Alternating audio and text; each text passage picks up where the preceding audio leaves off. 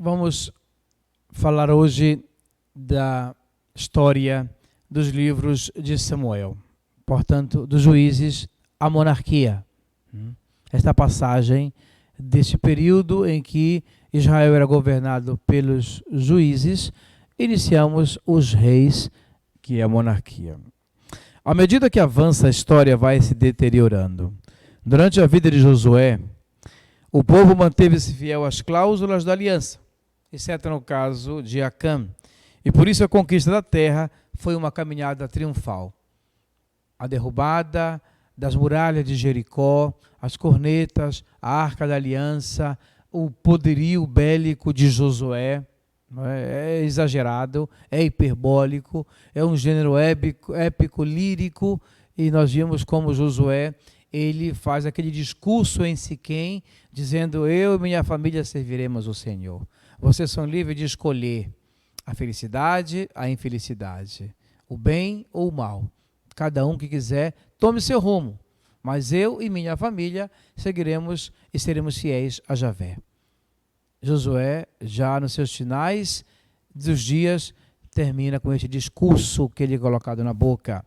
Portanto, ele conquistou a terra, demonstrou que a fidelidade a Javé trouxe para Israel a conquista, a vitória. No entanto, Josué morreu a geração de Josué e sucedeu quem? A geração dos juízes, que não conheciam o Senhor, nem o que este fizera por Israel. Isso está em Juízes 2:10. Daí que durante a etapa dos juízes, nem tudo é positivo. Ao lado do bem aparece o mal. Alternam-se a fidelidade e a infidelidade. Nesta etapa, a situação continua piorando. Segundo o deuteronomista, a monarquia significa deslealdade e traição.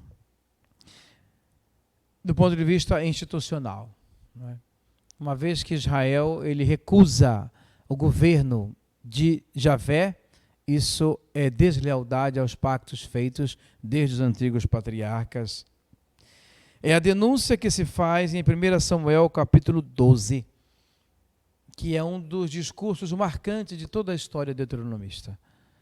Se vocês puderem ter a Bíblia em mãos, 1 Samuel capítulo 12.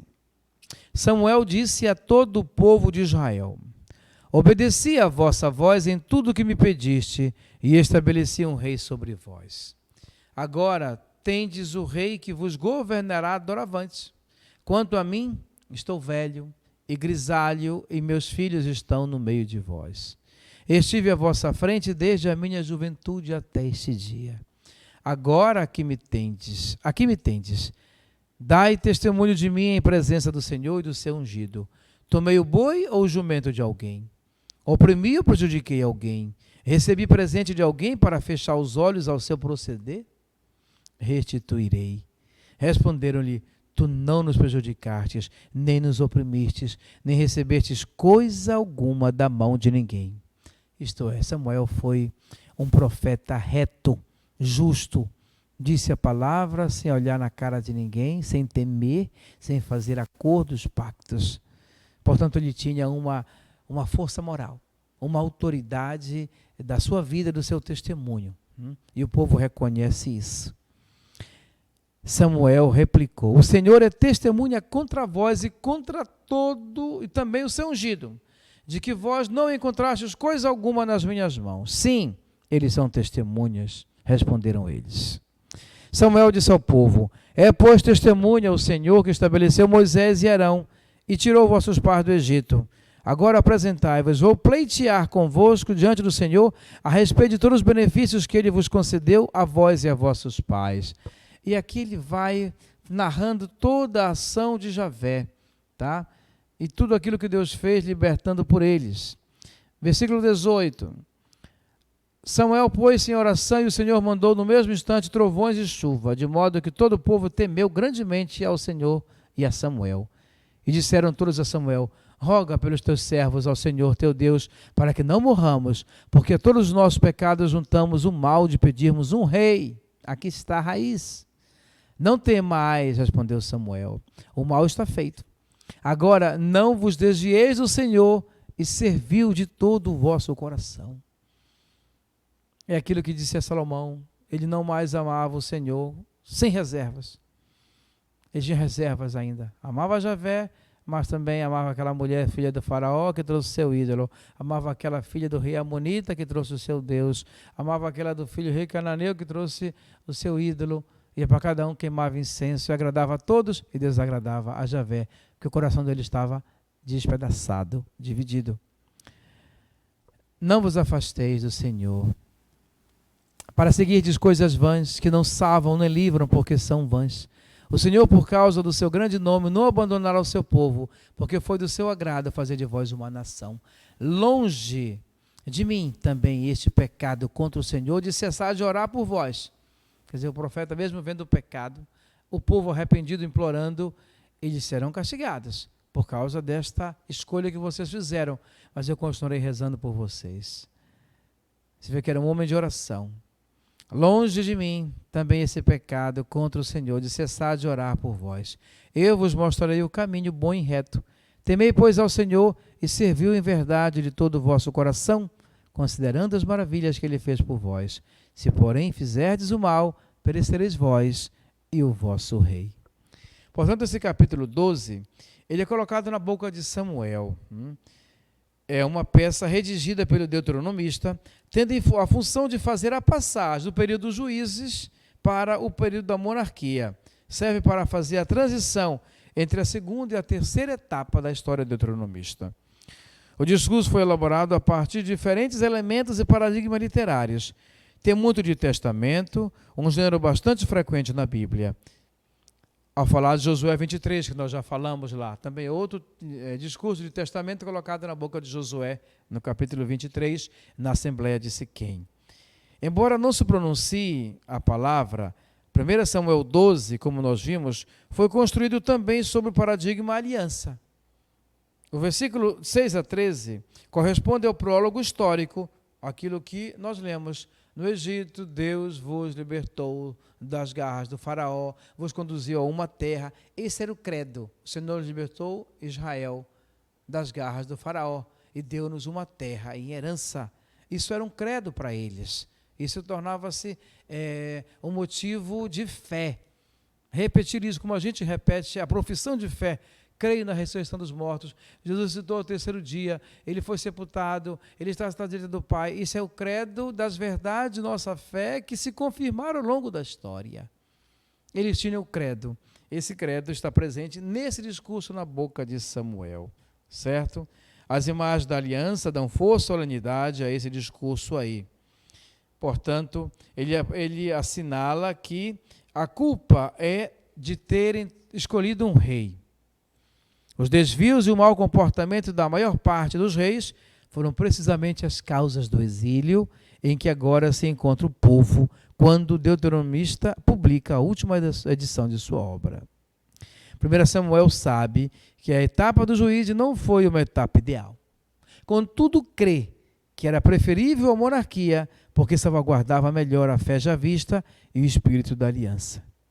Os juízes eram suscitados diretamente pelo Espírito de Deus, que vinha sobre eles e os convertia em guias e chefes carismáticos. O verdadeiro e único Deus era Javé. Quando eles escolhem um rei, eles tiram Javé do governo e do coração. E aí é o princípio da ruína. Aparece também no livro de Samuel duas concepções de monarquia. A concepção idealista, 1 Samuel 9, capítulo 10, tá? Essa concepção, ela idealizava o rei, referentes a Saul, que o próprio Samuel unge, tá? E aquela outra que idealizava o rei como colocando no substituto de Javé. Saul é ungido como rei de Israel em nome de Javé. E aquela outra em que o rei elimina Javé e põe-se no seu lugar. Por isso a tentação do poder e a busca de um exército para ter segurança. Não confiava-se mais na palavra nem na arca. Isso aconteceu depois de Saul. A estrutura do livro de Samuel, nós temos no capítulo de 1 a 7, a história de Samuel, a sua vocação, tá? A história dele, que vai até os reis, a história da arca. Primeiro capítulo ao 7º, a história de Samuel, o santuário de Silo e a pessoa do profeta. Samuel 8 a 15, 1 Samuel 8, 15, a história de Samuel e a eleição, a unção e a consagração do rei Saul. 16 até primeiro capítulo da 2 Samuel é Samuel e Davi. A ascensão de Davi ao trono, que alguns chamam de usurpação do trono, não uma ascensão, mas uma usurpação. Davi que vai se apoderando de tudo, vai cativando o povo, a mulher de Saul, o filho de Saul, a filha de Saul, todos certamente se enamoram por Davi. E Davi parece que inocentemente vai tomando conta do coração das pessoas. Isso causa ira, ciúme, inveja e raiva em Saul, que tenta matá-lo várias vezes. 2 Samuel 2:8, a história de Davi, rei, suas batalhas, suas conquistas, o pacto. Ele leva a arca para Jerusalém, ali constrói o santuário e começa aqueles binômios Davi, Jerusalém, Moisés, Sinai. Toda vez que se relaciona a arca da aliança, santuário, Jerusalém, Davi está presente. 2 Samuel 9:20, a sucessão de Davi. E aí começa a guerra dos filhos, pela sucessão do trono, até mesmo que tenta matar o filho Davi, Absalão, o próprio filho tenta matar o pai. Fala-se do pecado de Davi, das consequências que ele tem. O filho de Davi, Salomão, filho do pecado, a morte de Urias, esposo de Betsabé, que ele pecou com ela. A infidelidade de Davi vai causar consequências e ruínas. 2 Samuel 21-24, nós temos apêndices. São como que um parêntese que interrompe a história da sucessão de Davi a ter continuidade só em 1 Reis, capítulo 1-2. Portanto, esta estrutura literária de 1 e 2 Samuel. Podemos falar de Samuel e a história. 1 e 2 Samuel referem-se a um dos momentos mais importantes da história do Antigo Testamento. É o momento em que Israel se constitui como povo no sentido estrito da palavra. Pela primeira vez na história, as tribos israelitas, agrupadas no reinos do norte, Israel, e do sul, Judá, reúnem-se em torno de Davi e constituem um único povo, com um único rei e um único lugar de culto. Primeira vez, as tribos formam uma unidade política e religiosa, é com Davi. O nascimento de Israel como povo coincide com o nascimento da monarquia, com o nascimento do profetismo e com o nascimento do sacerdócio sadoquita, com a eleição de Jerusalém, Sião, como capital do reino e cidade santa, com a eleição de Davi e da dinastia davídica como os depositários de promessas importantes que se converteriam em garantia de esperanças messiânicas. Como que Deus costura a história, né? Davi não foi um rei santo, Salomão tampouco. Os reis também, todos condenados, foram exilados, cometeram pecados, mas a promessa e a esperança da vinda do Messias estava aí presente como uma semente, né? Como aquela flor que nasce no meio do pântano. Quem diria, né, que até mesmo no meio das pedras nasce uma rocha, até mesmo no meio do pântano, da lama, tem beleza, né?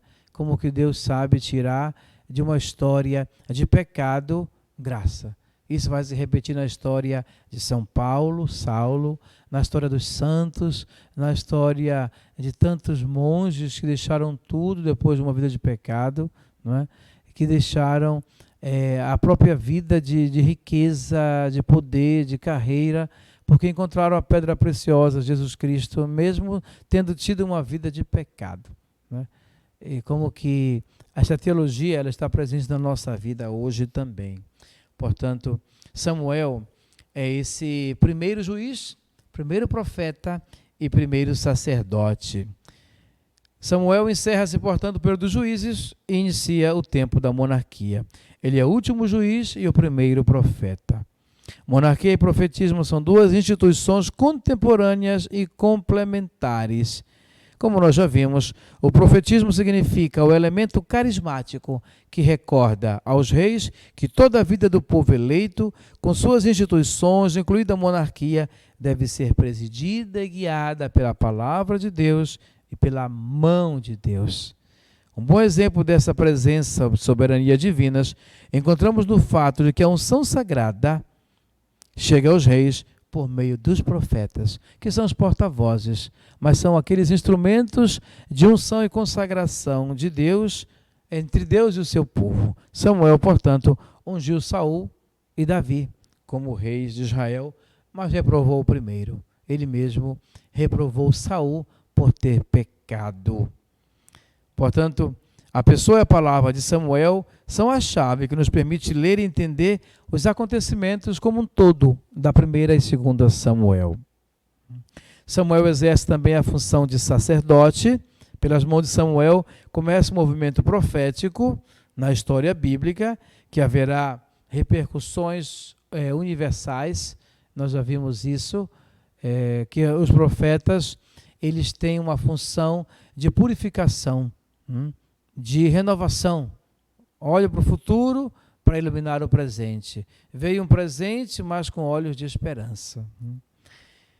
Depois nós temos figuras lá em Samuel, no livro de 1 e 2 Samuel, Saul, Davi. São figuras que estão presentes, principais nessa história aí. Davi é o rei ideal. Saul é o rei que começou bem e terminou mal. Portanto, um rei que foi ungido, consagrado, aprovado, mas termina reprovado. A monarquia está presente em 1 e 2 Samuel e era uma das instituições mais importantes em todos os povos do Antigo Oriente. Os reis é que garantiam a corte, o exército, a manutenção. E daí começavam as injustiças, níveis, magistrados, senadores, a imitação dos grandes reinos, não é? E até hoje qualquer monarquia tem isso, né? O rei é a pessoa que é o máximo, mas abaixo dele tem outros que governam. E isso chegou em Israel. Os maiores beneficiários da missão salvadora e tutelar dos reis eram os pobres e necessitados. Jerusalém também, na 1 e 2 Samuel, é apresentada como a cidade onde vai surgir a semente de Jessé, não é?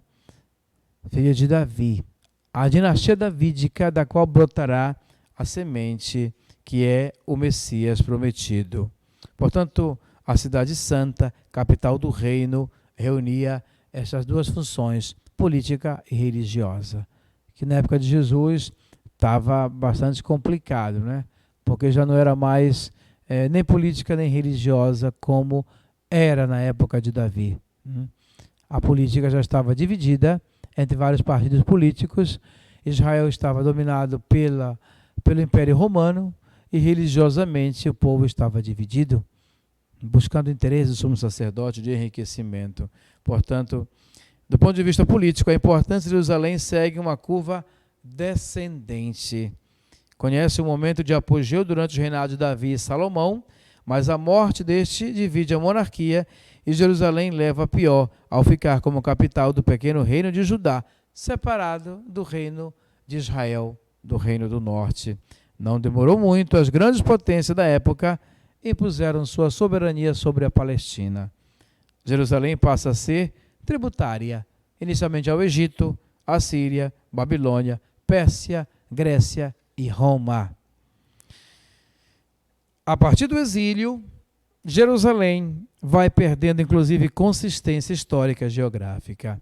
Para converter-se em categoria teológica, começa-se a falar, portanto, da Nova Jerusalém, da Jerusalém celeste e escatológica, que tem seu ápice e cerne no Antigo Testamento, no Novo Testamento. O Apocalipse, portanto, faz esta leitura, já que Jerusalém está dividida, dominada, e foi escrito no primeiro século, o Império Romano estava no auge, fala de uma Jerusalém celeste, de uma Jerusalém que ela vai vir dos céus, do alto, a da montanha dos deuses, de lá virá e escorrerá as águas, como diz o livro do Apocalipse. Estes são os temas que estão presentes no livro de Samuel. Repito, sobretudo Samuel, Davi e Salomão e Saul. São as três figuras mais importantes, a monarquia, Jerusalém. E toda a teologia deuteronomista demonstra isso. Primeiro profeta, primeiro rei, primeiro sacerdote.